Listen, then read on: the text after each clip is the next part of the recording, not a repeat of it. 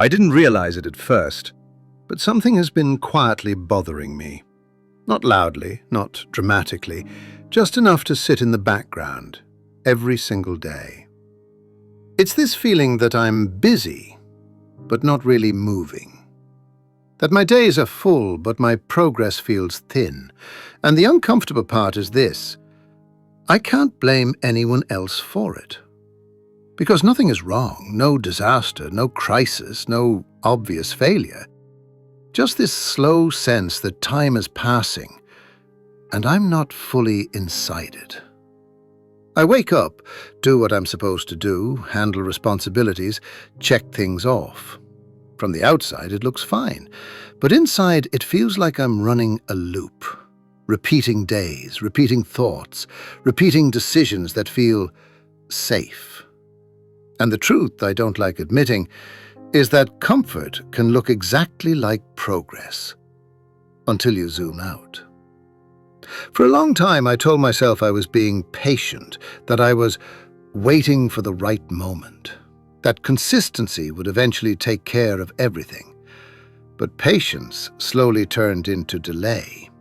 Consistency turned into routine without intention, and I didn't notice the switch when it happened. What scares me isn't failure anymore. It's waking up one day and realizing I've mastered surviving, but avoided building. I started paying attention to how I make decisions, not the big ones. Those are easy to justify. I'm talking about the small, daily choices, the ones I don't think about. Choosing comfort over focus, choosing distraction over silence, choosing what's familiar instead of what's necessary. None of these choices ruin your life in one day. That's why they're dangerous. They feel harmless, reasonable, even responsible. But stacked together over weeks, months, years, they quietly shape who you become. I realized I wasn't afraid of working hard. I was afraid of working without excuses. Because effort feels safer when you can blame circumstances, when results are unclear, when timelines are vague. Clarity removes hiding places.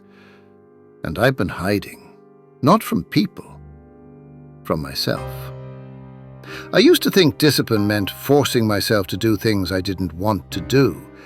Now I see it differently. Discipline is deciding who I listen to when it's quiet. Because in silence, excuses get louder. Doubts sound logical. Comfort starts negotiating. It says things like, "Tomorrow is fine. You've already done enough today. Rest first, then push." And the worst part is, it doesn't sound like sabotage. It sounds like care. But real care doesn't keep you small.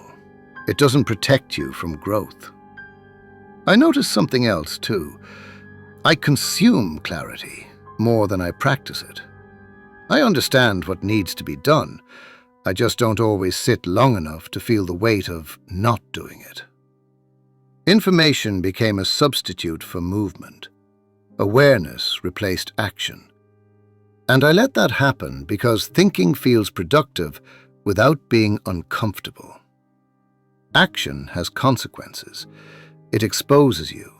It removes the illusion that you're almost there.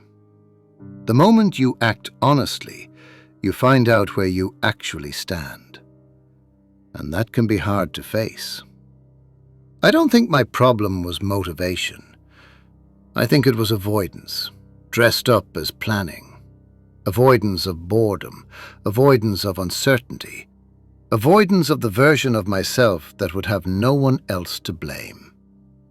Because once you remove distractions, routines, and excuses, what's left is responsibility. And responsibility doesn't shout. It waits, quietly, patiently. Every night I tell myself I'll be more intentional tomorrow. And every morning asks the same question: are you actually going to choose differently today? Not dramatically, not perfectly, just differently.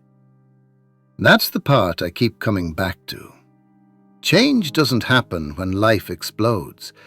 It happens when nothing forces you, and you still decide to move. I'm starting to accept that growth feels empty at first. There's no applause, no immediate reward, no visible proof you're doing the right thing. Just repetition without reassurance. And that's where most people, including me, hesitate. Because the old patterns at least give feedback. Distraction gives comfort. Busyness gives validation. Quiet progress gives nothing until it gives everything. I don't have a dramatic conclusion here. No big declaration. No promise that everything changes tomorrow. Just this thought I can't shake. If I keep choosing what's easy to justify instead of what's honest to do, nothing will break. But nothing meaningful will grow either. And that question, what am I actually building with my days, has been sitting with me longer than I'd like. Long enough that I can't ignore it anymore. So tonight, I'm not asking myself to be better. I'm asking myself to be precise. Because time doesn't respond to intention, only direction. And direction is decided quietly, long before results show up.